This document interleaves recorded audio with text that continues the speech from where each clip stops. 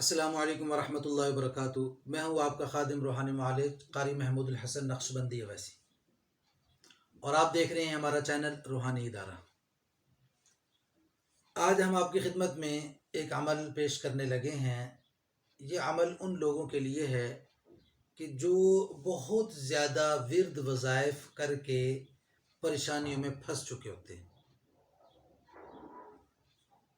یہ بھی ایک ہمارا مسئلہ ہے کہ ہم کوئی مسئلہ ہوتا ہے، ایک وظیفہ پڑھا، چند دن پھر دوسرا شروع کر دیا، چند دن وہ پڑھا پھر تیسرا شروع کر دیا، چند دن پھر وہ پڑھا۔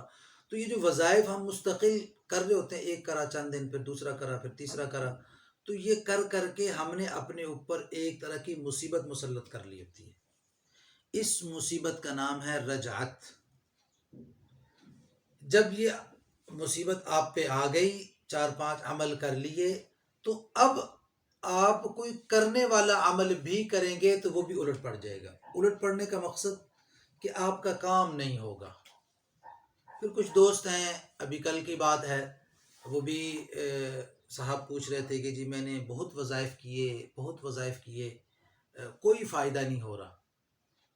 تو میں نے کہا جی آپ نے بہت وظائف کیوں کیے؟ اب ایک وظیفے کو ہی بہت کریں نا، ایک وظیفے کو بہت کریں گے تو وہ آپ کے لیے کافی ہو جائے گا۔ جب ایک کام کے لیے بہت وظائف کریں گے تو وہ کام تو ہونا نہیں ہے، مصائب اور بہت بڑھ جائیں گے۔ تو بہرحال ہو جاتا ہے، بعض ہمارے دوستوں کو، بھائیوں کو، مردوں کو، عورتوں کو ذکر کا شوق ہوتا ہے، اور پھر اس شوق میں وہ پھر یہ نہیں دیکھتے کہ میں نے عمل کتنا کرنا ہے، کیسے کرنا ہے، تو بس چل پڑتے ہیں۔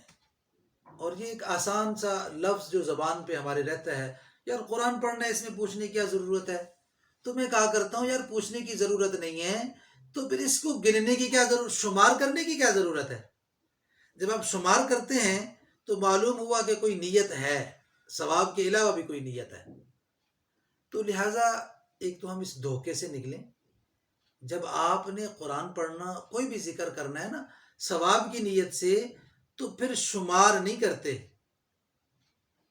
تو پھر بغیر شمار کے پڑھتے رہتے ہیں، پھر دعا کرتے ہیں، پھر اس میں مقصود کوئی دنیاوی غرض ہوتی ہی نہیں ہے، مقصود فقط اللہ کی رضا ہے۔ تو جب آپ نے شمار کر کے پڑھا تو آپ دنیا کی غرض شامل ہو گئی۔ تو ہاں اب آپ دعا کریں، سبب اختیار کیا آپ نے، جس طرح بیماری کو ختم کرنے کا ایک سبب دوا ہے، دوا آپ لی تو اللہ شفا دے دیتے ہیں، لیکن اللہ دوا کا پابند نہیں ہے نا، پابند نہیں ہے، اس کے علاوہ بھی اللہ آپ کو شفا دے سکتے ہیں، لیکن آپ کے ذمے ہے سبب اختیار کرنا۔ تو ایسے ہی اگر روحانی سبب آپ نے اختیار کرنا ہے تو وظیفہ ہے، ذکر ہے، تلاوت ہے، تسبیحات ہیں۔ تو اس طرح آپ عمل کرتے ہیں تو اس سے اللہ رب العالمین اپنے کلام کی برکت سے آپ کی مشکلوں کو، پریشانیوں کو ختم کر دیتے ہیں۔ تو بہرحال میں عرض یہ کر رہا تھا کہ اگر آپ نے بہت وظائف کیے، بہت عمل کیے، بہت ذکر کیے، اور وہ آپ پر پلٹ گئے، یعنی رجعت پڑ گئی، تو اب کیا کریں؟ تو اب اس کے لیے پہلا کام یہ ہے کہ توبہ کریں، اللہ سے معافی مانگیں کہ یا اللہ یہ بے تکی میں ذکر کرتا رہا، عمل کرتا رہا، بغیر استاد کے عمل کرتا رہا، یا اللہ یہ میں نے غلط کام کیا، یا اللہ مجھے تو یہ گناہ معاف کر دے، اور آئندہ کے لیے مجھے ایسے بے تکے اور بے ڈھبے کام کرنے سے محفوظ رکھ۔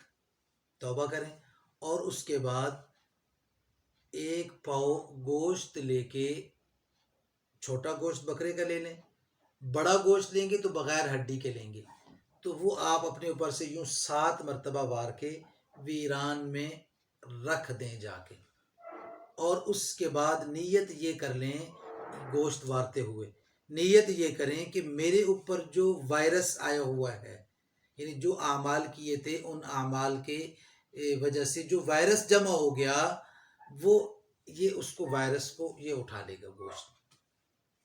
2 کام ہو گئے۔ تیسرے نمبر پر آپ نے